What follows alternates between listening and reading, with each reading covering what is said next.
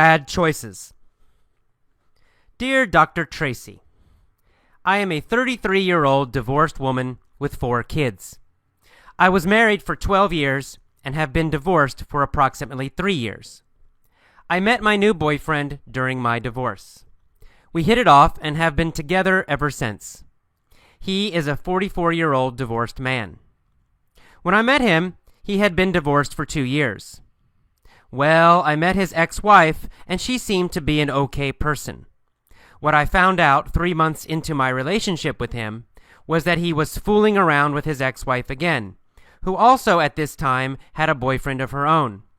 I figured that since I did not have a committed relationship with him, I had no place to say anything.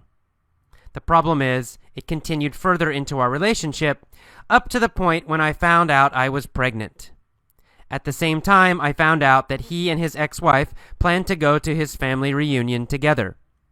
Of course, before all of this, I drove by his house one night and saw her car parked outside his home. The excuse I got after all of this was that they were considering getting back together. I thought it was very funny that as soon as she met me, she found interest in him again.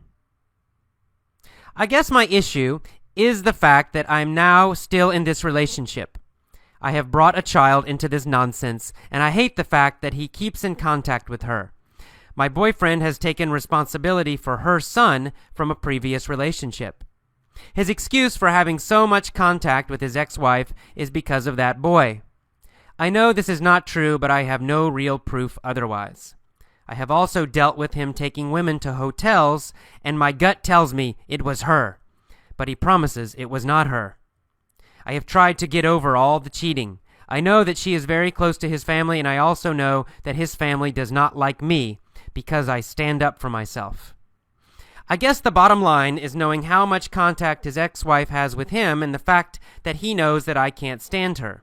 Am I in a weird relationship with a man that wants to have his cake and eat it too? Or am I being paranoid and need to just trust him when he says he does not want her? I have never had so much animosity towards 2 people in my life. I do love this man, but I feel like I have put myself back in an unhealthy relationship with a man that is trying to lie to me. To be totally honest, now that I have his child, I even hate the fact that he helps her son. She never has to ask for anything regarding that boy, but I have to constantly remind him when our son needs something.